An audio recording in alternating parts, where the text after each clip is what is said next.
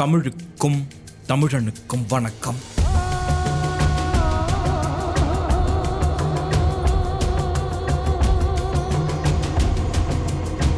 சரியாக 60 ஆண்டுகளுக்கு முன்பு, அதாவது 1966 இந்த உலகம் எதை சந்தித்ததோ, எது நடந்ததோ, அது சரியாக இன்று அதே புள்ளியில் 2026 மீண்டும் நடக்கப் போகிறது என்று சொன்னால் உங்களால் நம்ப முடிகிறதா? வரலாறு என்பது எழுதி வைக்கப்பட்ட பாடம் மட்டுமல்ல, அது திரும்ப திரும்ப வரும் ஒரு எச்சரிக்கை மணி. காலம் ஒரு நேர்கோடு அல்ல, அது ஒரு மாபெரும் காலச்சக்கரம். இன்றைய சூப்பர் கம்ப்யூட்டர்கள் கூட கணிக்க திணறும் வானிலை மாற்றங்களையும் அரசியல் மாற்றங்களையும் 1000 ஆண்டுகளுக்கு முன்னரே காடுகளிலும் மலைகளிலும் ஆடு மேய்த்து கொண்டே தன் மனக்கண்ணால் ஊடுருவி பார்த்து 4 வரி வெண்பாக்களில் ஒளித்து வைத்தார் ஒரு மனிதர், ஒரு சித்தர். அவர்தான் இடைக்காட்டு சித்தர்.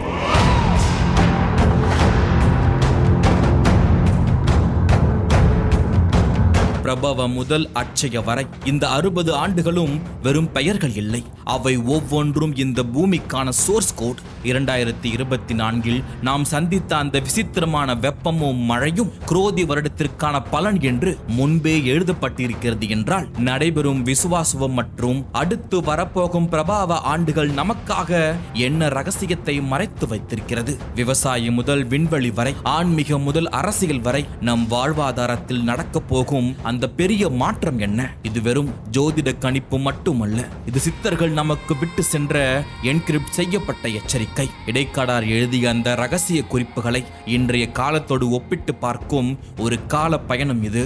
தயாராக இருங்கள். அதற்கு முன்பு நம் டீப் டாக்ஸ் தமிழ் சேனலை சப்ஸ்கிரைப் செய்து தொடர்ந்து உங்கள் ஆதரவை தாருங்கள்.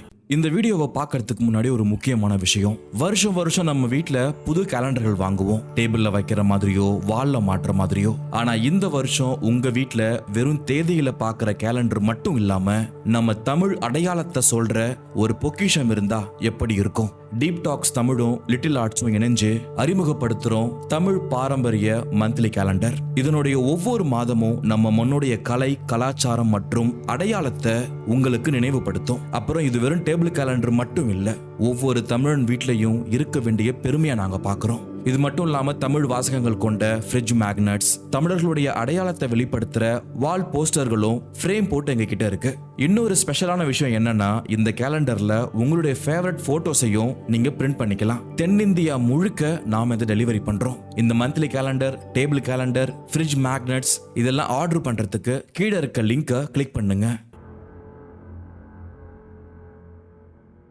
வெண்பா பாடுவதில் வல்லவர் புகழேந்தி என்பது நமக்கு தெரியும். ஆனால் காலத்தையே வெண்பாவில் அடைக்க முடியுமா? அதை சாதித்து காட்டியவர்தான் இடைக்காடர். இவரை பற்றி அந்த வாழ்க்கை வரலாறு நம் சேனலில் இருக்கிறது. இந்த வீடியோ முடிந்த பிறகு அதையும் பாருங்கள். வெறும் 60 பாடல்களில் 60 தமிழ் ஆண்டுகளுடைய தலை விதியையும் அவர் கணித்து வைத்திருப்பது ஆச்சரியமான ஒன்று. இடைக்காடருடைய இந்த வெண்பாக்கள் வெறும் பாடல்கள் அல்ல, இயற்கையின் ரகசிய குறிப்பு, அரசியல் தீர்க்க தரிசனம், மறைக்கப்பட்ட குறியீடுகள் என 3 அடுக்குகளை இது கொண்டது. இந்த வெண்பாக்கள் இன்றும் பஞ்சாங்கங்களின் அடிப்படை தரவுகளாக பயன்படுத்தப்படுகிறது. நவீன வானிலை அறிக்கைகள் தவறும் இடத்தில் இடைக்காட்டு சித்தருடைய கணிப்புகள் விவசாயிகளுக்கு கை கொடுப்பதாக கிராமப்புறங்களில் இன்றும் ஒரு நம்பிக்கை இருக்கிறது. 2026 என்ன நடக்கப் போகிறது என்று தெரிந்து கொள்ளும் ஆவல் உங்கள் அனைவருக்கும் இருக்கிறது. ஆனால் அதற்கு முன்பு நடந்த நிகழ்ச்சியை பார்க்க வேண்டும். இதுவரை இடைக்காடார் சொன்னது நிஜமாகவே பலித்ததா என்று பார்க்க வேண்டும். ஒவ்வொரு வருடமும் ஏப்ரல் 14 தமிழாண்டு தொடங்கி அடுத்த ஆண்டு ஏப்ரல் 13 முடிகிறது. இதில் வியப்பு என்னவென்றால், ஒரு வருடத்தின் பெயர் மீண்டும் திரும்புவதற்கு சரியாக 60 ஆண்டுகள் ஆகும். சமீபத்தில் கடந்து சென்ற ஏப்ரல் 2023 முதல் ஏப்ரல் 2024 37வது ஆண்டான சோபக்கிருது ஆண்டு பெரிய விவாதங்களை உருவாக்கியது. இதற்கு காரணம் பல நூற்றாண்டுகளுக்கு முன்பே இடைக்காட்டு சித்தர் இந்த ஆண்டிற்காக கணித்து வைத்த பலன்கள்தான். இதே சோபகிருத ஆண்டு 60 வருடத்திற்கு முன்பு 1963-64 வந்தது. இடைக்காட்டு சித்தர் எழுதியது ஒரு வருடத்திற்கு ஒரு வெண்பாதான். அப்படி என்றால் அது 1963-64 எப்படி பலித்தது என்று நீங்கள் தெரிந்து கொண்டால் ஆச்சரியப்பட்டு போவீர்கள். அதற்கு முன்பு 2023-24 பார்க்கலாம். இந்த வெண்பாதான் சோபகிருத ஆண்டிற்காக இடைக்காட்டு சித்தர் எழுதிய வெண்பா. இதனுடைய பொருள் இந்த உலகம் முழுவதும் செழிப்புடன் காணப்படும், பொருளாதாரம் மற்றும் வளம் பெருகும், மக்களிடையே உள்ள சினம் தணிந்து நற்பண்புகளும் தர்ம சிந்தனைகளும் மேலோங்கும், மங்கள நிகழ்வுகள், திருமணங்கள், சுபகாரியங்கள் அதிகம் நடக்கும், மழை இடைவிடாமல் பெய்து கொண்டே இருக்கும். இந்த வெண்பாவில் மாறி ஒழியாமல் பெய்யும் என்ற வரி 2023-24 ஆண்டில் மிக துல்லியமாக பலித்தது. 2023 ஆண்டில் வடகிழக்கு பருவமழை தமிழக வரலாற்றில் மிக முக்கிய பதிவாக அமைந்தது. குறிப்பாக டிசம்பர் 2023 தென் மாவட்டங்களான தூத்துக்குடி, திருநெல்வேலி, தென்காசி மற்றும் கன்னியாகுமரி ஆகிய மாவட்டங்களில் பெய்த பெருமழை இடைக்காட்டு சித்தருடைய அந்த கணிப்பை அப்படியே நிரூபித்தது. தூத்துக்குடி மாவட்டம் காயல்பட்டினத்தில் ஒரே நாளில் 95 சென்டிமீட்டர் மழை பதிவானது. இது அந்த பகுதியின் ஆண்டு சராசரி மழைப்பொழிவை விட அதிகம். ஒழியாமல் பெய்யும் என்ற வார்த்தைக்கு இதைவிட சிறந்த உதாரணம் இருக்க முடியாது. மிக்ஜாம் புயல் காரணமாக சென்னையில் பெய்த மழை 2015 வெள்ளத்தை நினைவூட்டியது. இடைவிடாது மழையால் நீர்நிலைகள் நிரம்பி வழிந்தது. ஆனால் இந்த வெண்பாவில் செழிக்கும் என்று கூறப்பட்டிருந்தாலும் அந்த அதீத மழை பெரும் சேதத்தை ஏற்படுத்தியது. சுமார் 2.25 லட்சம் ஏக்கர் பயிர்கள் நீரில் மூழ்கியது. 1 லட்சத்திற்கும் மேலான கால்நடைகள் உயிரிழந்தன. இதை எப்படி புரிந்து கொள்வது? சித்தர் மொழியில் செழிப்பு என்பது நீர் வளத்தின் பெருக்கத்தை குறிக்கிறது. நீர் இருந்தால் நாகரிகம் பிழைக்கும் என்பது அடிப்படை. நிலத்தடி நீர் மட்டம் பல வருடங்களுக்கு பிறகு உயர்ந்தது என்பது ஒரு வகையான செழிப்பு தான். ஆனால் நவீன கட்டமைப்புகள் மற்றும் ஆக்கிரமிப்புகள் நீரின் போக்கை மறித்ததால் வளம் சேதமாக மாறியது. அதாவது இயற்கை தன் கடமையை, அந்த மழை பொழிவை சிறப்பாக செய்தது. ஆனால் மனிதன் அதை கையாள தவறிவிட்டான் என்பதே இதனுடைய உள்ளர்த்தம். அடுத்து கோபம் மகன்று குணம் பெருகும் என்ற வரி 2023 உலகளாவிய சூழலோடு ஒப்பிடும்போது ஒரு முரண்பாடு தெரிகிறது. உக்ரைன் ரஷ்யா போர், இஸ்ரேல் ஹமாஸ் மோதல் என உலகம் போர்க்களமாக இருந்தபோது கோபம் அகலும் என்று சித்தர் கூறியது ஏன்? இதை நுண்ணியமாக ஆராய்ந்தால் தனி மனித அளவில் ஆன்மீக தேடல் மற்றும் சமூக ஒருங்கிணைப்பு அதிகரித்ததை காணலாம். சென்னை மற்றும் தென் மாவட்ட வெள்ளத்தின் போது ஜாதி மத இன பேதமின்றி மக்கள் ஒருவருக்கொருவர் உதவிய விதம் குணம் பெருகும் என்ற வாக்கின் நிதர்சன சாட்சியாக அமைந்தது. இதுவரை நான் சொன்னது சோபகிருது ஆண்டிற்கான 2023-24க்கானது. ஆனால் இதே சோபகிருது 1963-64 கிட்டத்தட்ட 60 ஆண்டுகளுக்கு முன்னால் நடந்த நிகழ்ச்சியை நீங்கள் பார்த்தால் வியந்து போவீர்கள். 1963 ஆண்டு இந்தியாவின் விண்வெளி கனவு முளைவிட்ட ஆண்டு. நவம்பர் 21, 1963 அன்று திருவனந்தபுரத்தின் தும்பாவில் இருந்து நைக் அப்பாச்சி என்ற முதல் ராக்கெட் விண்ணில் ஏவப்பட்டது. சரியாக 60 ஆண்டுகள் கழித்து அதே சோபகிருது ஆண்டில் 2023 சந்திராயன் 3 நிலவின் தென்பகுதியில் செலுத்தி உலக வல்லரசு பட்டியலில் இந்தியா வந்தது.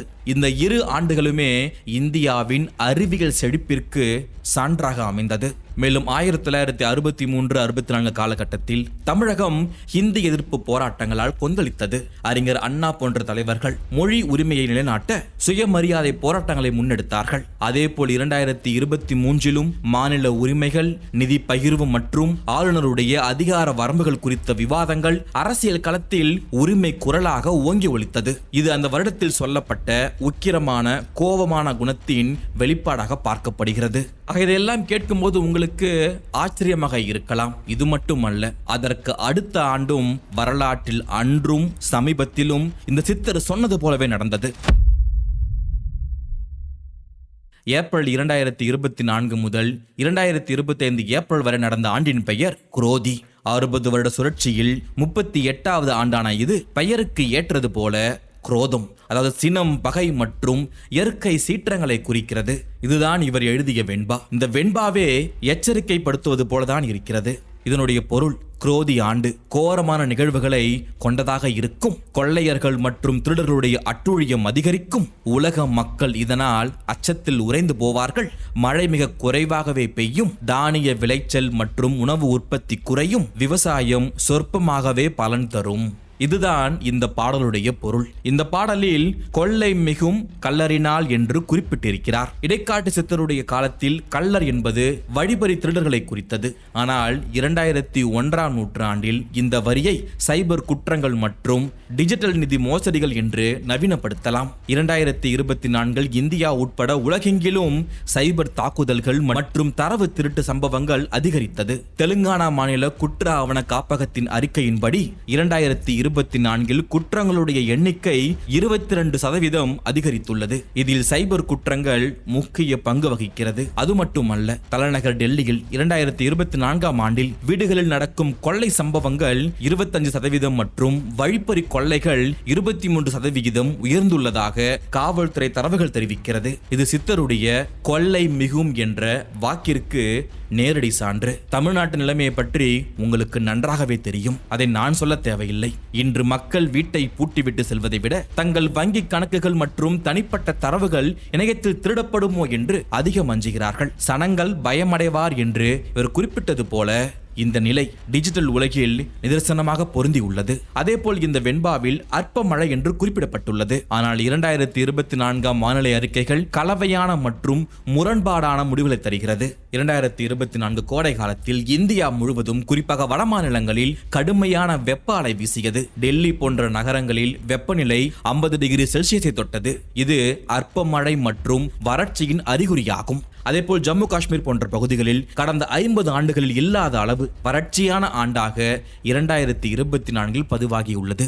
அங்கு மழை பொழிவு இயல்பை விட 29% குறைவாக இருந்தது. வட இந்தியாவின் கங்கை சமவெளியில் பருவமழை பொய்த்ததால் நெல் விவசாயம் பாதிக்கப்பட்டது. பீகார் மற்றும் பஞ்சாப் போன்ற மாநிலங்களிலும் மழை பற்றாக்குறை பதிவாகியுள்ளது. ஆனால் அதே சமயம் தென்னிந்தியாவின் சில பகுதிகள் மற்றும் வடகிழக்கு மாநிலங்களில் வெள்ளப்பெருக்கு ஏற்பட்டது. இது சித்தருடைய கணிப்புக்கு முரணாக தோன்றலாம். ஆனால் விவசாயத்தை பொறுத்தவரை பருவம் தவறிய மழை அல்லது திடீர் பெருமழை பயிர்களுக்கு பலனளிக்காது, மாறாக அழிவையே தரும். எனவே மழை பெய்தாலும் உணவு உற்பத்தி அல்லது விவசாய லாபம் என்று வரும்போது அது சொற்ப விளைவாகவே முடிகிறது. 2024 பல இடங்களில் வெள்ளத்தால் பயிர் சேதம் ஏற்பட்டது இந்த கருத்தை வலுப்படுத்துகிறது. இது சமீபத்தில் நடந்தது. இதே போல 1964-65 வந்த குரோதி வருடத்து நிகழ்வை நீங்கள் பார்க்க வேண்டும். 1964ஆம் ஆண்டு குரோதி வருடம் நவீன இந்திய வரலாற்றில் மறக்க முடியாத வடுக்களை ஏற்படுத்திய ஆண்டு. குரோதி ஆண்டின் தொடக்கத்தில் பிரதமர் ஜவஹர்லால் நேரு மே 27, 1964 காலமானார். இது நாட்டை பெரும் சோகத்திலும் அடுத்தது என்ன என்ற அரசியல் பயத்தையும் ஏற்படுத்தியது. அது மட்டுமா, குரோதி ஆண்டின் இறுதியில் 1964 டிசம்பரில் ராமேஸ்வரம் மற்றும் தனுஷ்கோடியை தாக்கிய அந்த மாபெரும் புயல் ஒரு துயர சரித்திரம். மணிக்கு 240 கிலோமீட்டர் வேகத்தில் வீசிய காற்று மற்றும் அந்த ஆழிப்பேரலை தனுஷ்கோடி என்ற நகரத்தையே வரைபடத்தில் இருந்து அழித்தது. கோர குரோதி என்ற சொல்லுக்கு இதைவிட சிறந்த வரலாற்று சான்று தேவையில்லை. இது மட்டுமல்ல, 1964 கொல்கத்தா, ஷாம்ஷெட்பூர் மற்றும் அப்போதைய கிழக்கு பாகிஸ்தானான வங்கதேசத்தில் நடந்த மத கலவரங்கள் மக்கள் பயமடைவார் என்ற வரியை மெய்ப்பித்து காமித்தது. அவ்வளவு ஏன், சமீபத்தில் அதே குரோதி ஆண்டு 2024 மணிப்பூர் கலவரங்கள் மற்றும் பல்வேறு சமூக மோதல்கள் மக்கள் பயமடைவார் என்ற சூழலை மீண்டும் மீண்டும் எதிரொலித்தது. ஆச்சரியமாக இருக்கிறதா? இப்பொழுது நீங்கள் கேட்டதெல்லாம் வெறும் 2 ஆண்டுகள் நடந்த நிகழ்வுகள் மட்டும்தான். ஒன்று வரலாற்றில், ஒன்று சமீபத்தில். அதே வரிசையில் தற்போது நடைபெற்றுக் கொண்டிருக்கும் ஆண்டின் பலனையும் எதிர்காலத்தின் பலனையும் நீங்கள் தெரிந்து கொள்ள வேண்டும். நடைபெறும் விசுவாசுவ ஆண்டு ஏப்ரல் 2025 தொடங்கி ஏப்ரல் 2026 முடிவடைய போகிறது. 60 வருட சுழற்சியில் 39வது ஆண்டு. இது வளர்ச்சி மற்றும் இழப்பு ஆகிய இரண்டையும் சமமாக கொண்ட ஆண்டாக கணிக்கப்பட்டுள்ளது. இந்த வெண்பாதான் விசுவாச வருடத்திற்கான வெண்பா. இதனுடைய பொருள் விவசாயம் செழிக்கும், உணவு உற்பத்தி அதிகரிக்கும், கால்நடைகளான பசு, ஆடு நன்கு பல்கி பெருகும், பால்வளம் கூடும். அதே சமயம் குழந்தைகளுக்கு ஆபத்து, நோய் அல்லது உயிரிழப்பு ஏற்படும். குழந்தைகள் தவிர்த்த மற்ற வயதுடையவர்கள் நலமாக வாழ்வார்கள். தவம், யாகம் மற்றும் ஆன்மீக செயல்பாடுகள் அதிகரிக்கும். உலகம் முழுவதும் நல்ல மழை பெய்யும். ஆக இந்த பாடலுடைய பொருளை வைத்து பார்க்கும்போது இந்த வெண்பாவில் மிகவும் அச்சுறுத்தும் மற்றும் கவனிக்கப்பட வேண்டிய ஒன்று சிசுநாசம். இது குழந்தைகளை தாக்கும் நோய்களையோ அல்லது குழந்தைகளை மையமாக கொண்ட சமூக பிரச்சனைகளையோ குறிக்கிறது. இதே விசுவாச ஆண்டு 60 வருடத்திற்கு முன்பு 1965-66 வந்தபோது இந்தியாவில் குழந்தைகளை தாக்கும் நோய்கள் உச்சத்தில் இருந்தது. ஆம், 1965 இதே விசுவாச வருடத்தில் மகாராஷ்டிராவுடைய நாக்பூர் பகுதியில் முதலாக கண்டுபிடிக்கப்பட்ட அந்த வைரஸ் மணல் ஈக்களால் பரவி முக்கியமாக குழந்தைகளையே தாக்கியது. இது மூளைக்காய்ச்சலை ஏற்படுத்தி அதிக உயிரிழப்பை உண்டாக்கியது. அதேபோல் 1965 வேலூர் போன்ற பகுதிகளில் குழந்தைகளுக்கு போலியோ பாதிப்பு அதிகரித்ததாக தரவுகள் கூறுகிறது. அதேபோல் எல்டோர் வகை காலரா 1964-65 காலகட்டத்தில் குழந்தைகளை பெரிதும் பாதித்தது.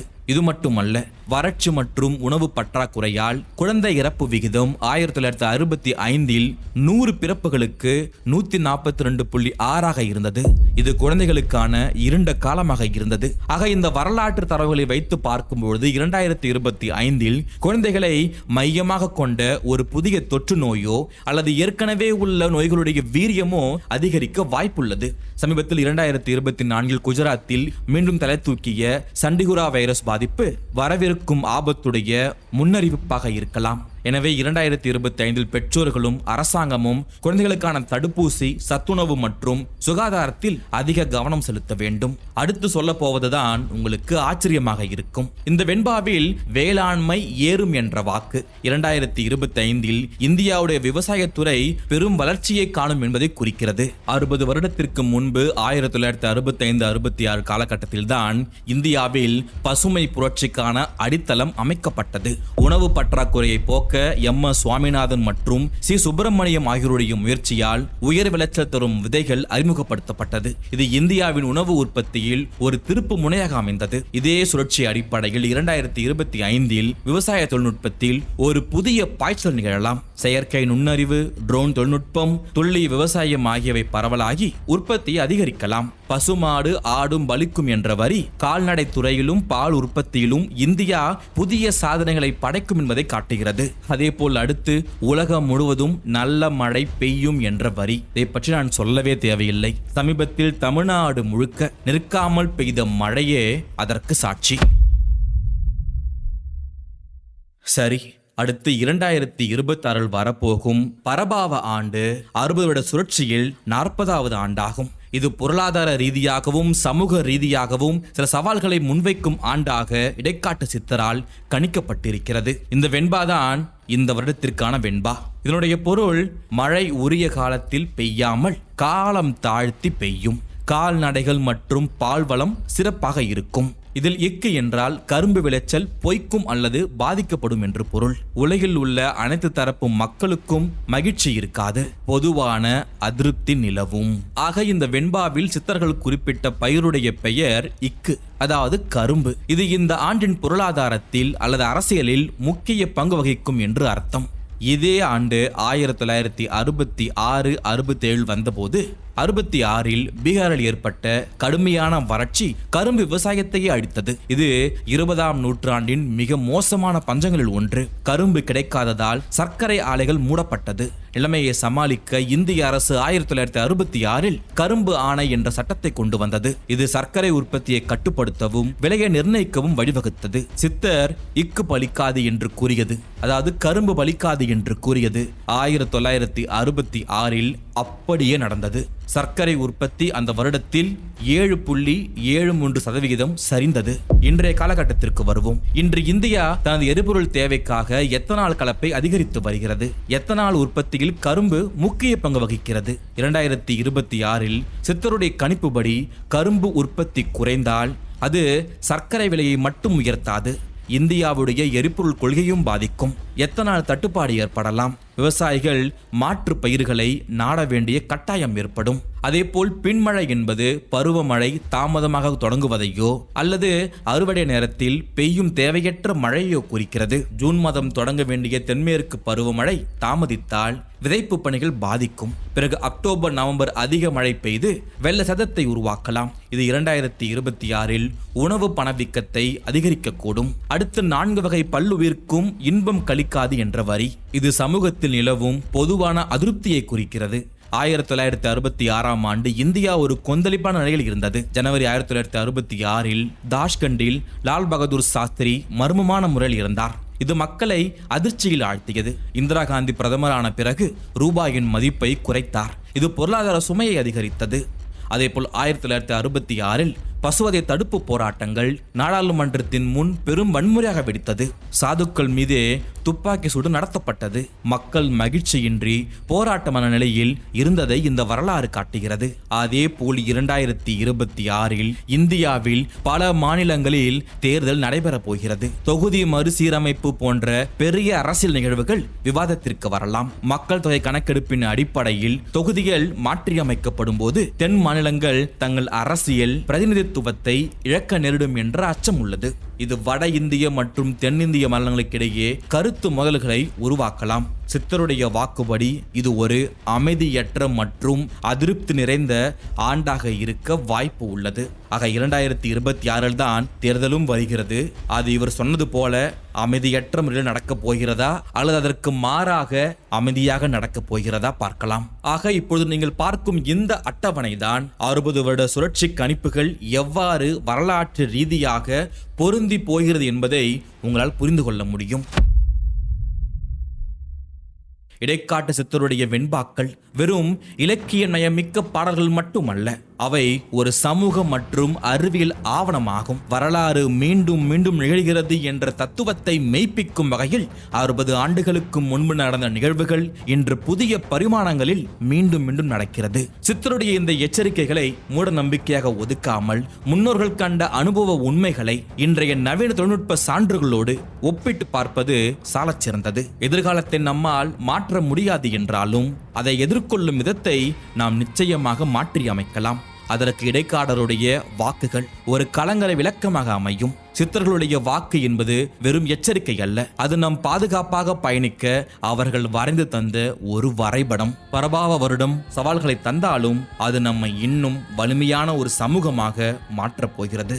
இந்த புத்தாண்டில் பழைய ஞானத்தின் துணையோடு புதிய உலகை எதிர்கொள்வோம். இது போல பல வரலாற்று தகவல்களை தெரிந்து கொள்ள நம் டீப் டாக்ஸ் தமிழ் சேனலை சப்ஸ்கிரைப் செய்து தொடர்ந்து உங்கள் ஆதரவை தாருங்கள். டீப் டாக்ஸ் தமிழ், நான் உங்கள் தீபன்.